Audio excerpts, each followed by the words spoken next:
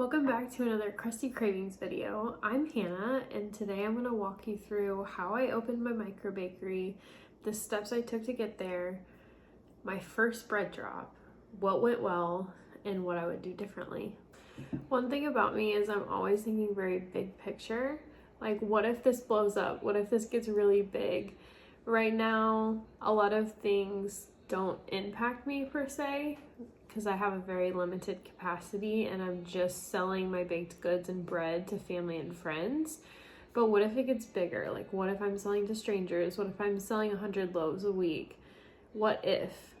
And in that case, I always want to follow all of the processes, the rules, the regulations, the legal limits for a business. The first thing I did before I even thought about selling my bread was looking into cottage food laws for the state of Florida. Every state is very different and they allow you to sell different things out of your home. Some states make you have a food license. Some states make you register your business.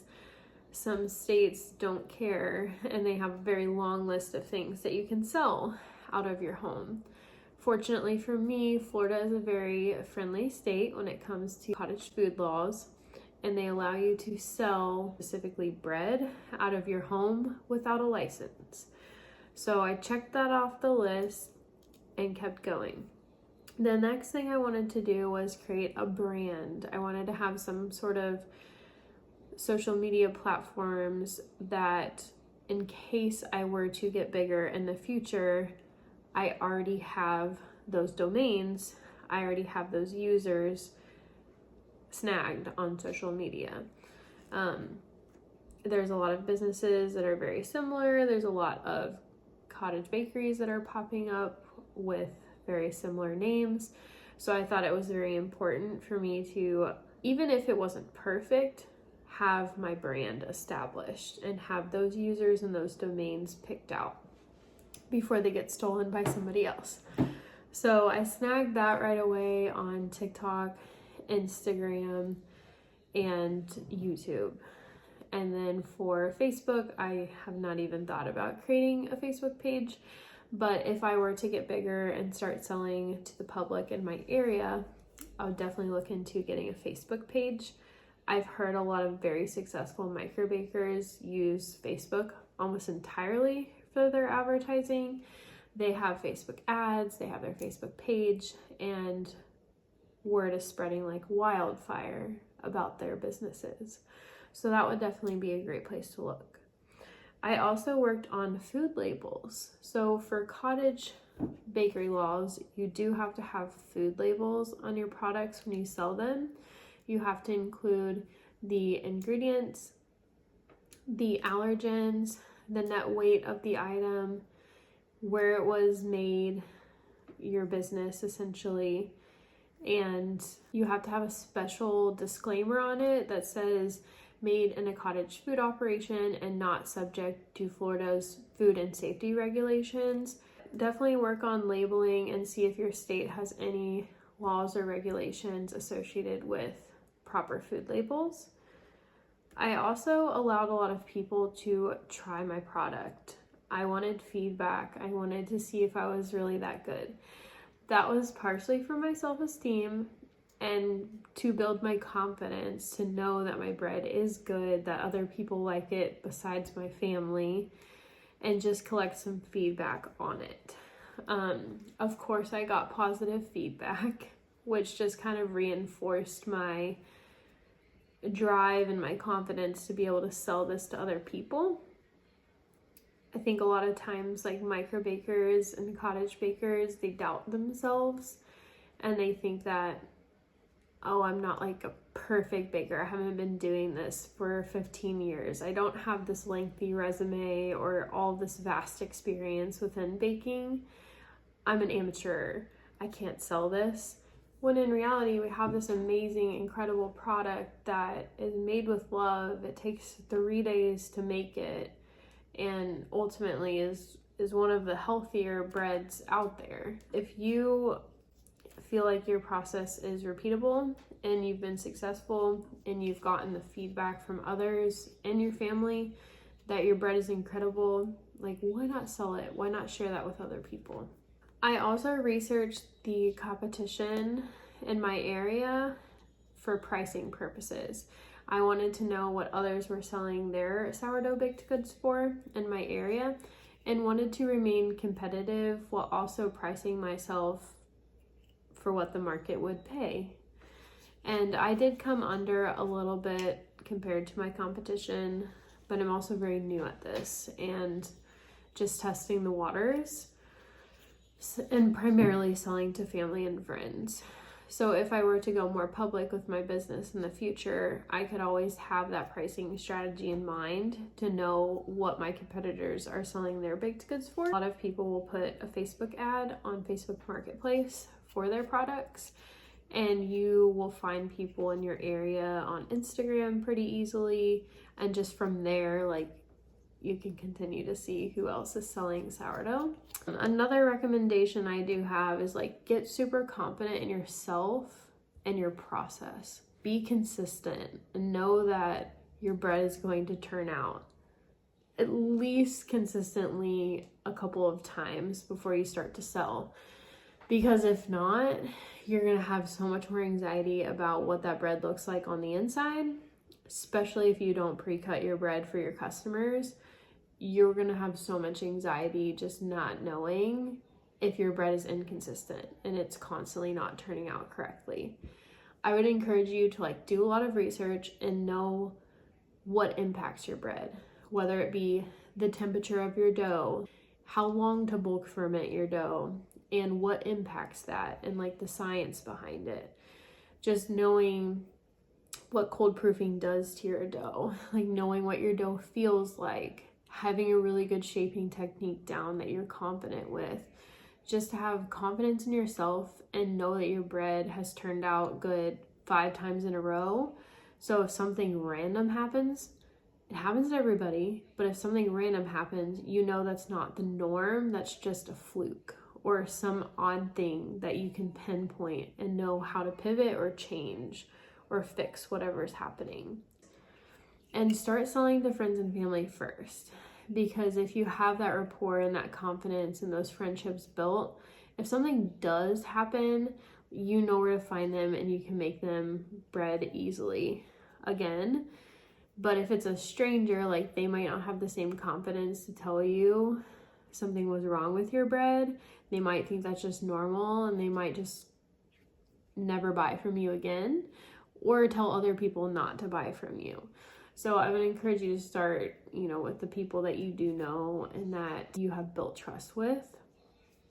The awesome things about a lot of these microbaker influencers that I follow is that, yes, they've worked their way up to a certain capacity. Now they're selling 70 to 100 loaves a week plus other baked goods, but they didn't always do that.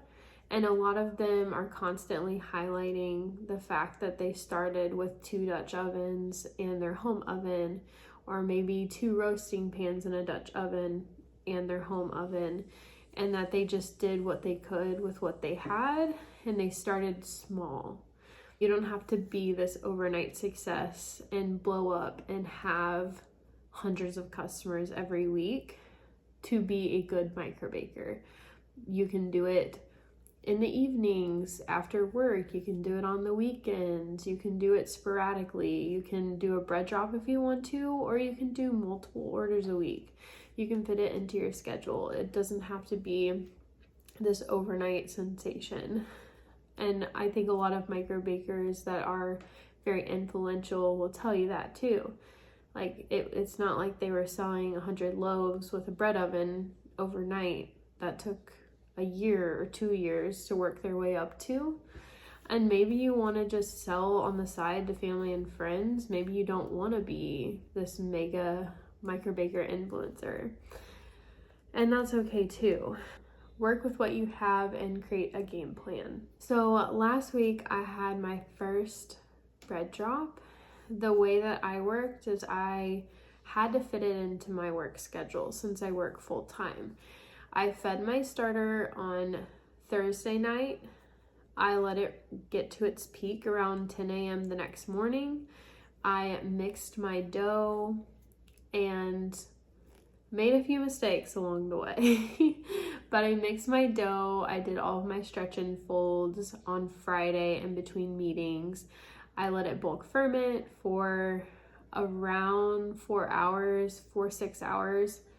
Bulk dough does ferment a lot faster. So I just kept that in the back of my mind and paid attention to it.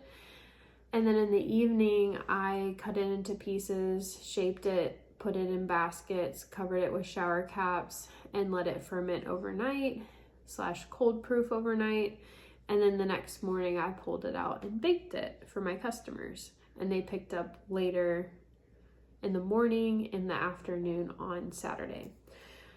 So I liked that schedule. I definitely would keep that schedule, but I definitely made some mistakes. I am an amateur. Of course, this was my first bread drop.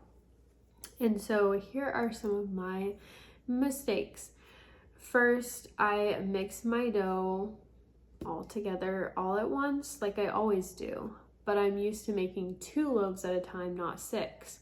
So I grabbed the same size bowl that I always use, and I put my water in there first. I added my starter. I mixed it, but I didn't mix it super well. I didn't incorporate it completely. I'm not used to having to mix it like so much more, but because it was a lot of active starter, it was clumpy. It was getting a little bit more clumpy than I'm used to. And I didn't even notice that. And I just proceeded with the recipe like normal. So after I mixed that a little bit, I added in all my flour. One mistake that I made was that I did not mix the 2 different types of flour that I use. I use organic all-purpose flour, and I use a little bit of bread flour. I don't use a lot, but I do like the way that it's made my bread taste. It's definitely a lot like fluffier.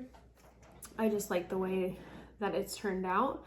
So I didn't mix those 2 flours beforehand. I never do. I put in the all-purpose flour, and then on top of it I put the bread flour, and then I tried to mix everything together. Of course it didn't go super well. It wasn't a big enough bowl. I wasn't incorporating it well enough. I should have spent way more time mixing than I did. And then I mixed it into a shaggy ball. I just didn't spend enough time mixing. And so unfortunately, I could tell that there were some flour clumps in there.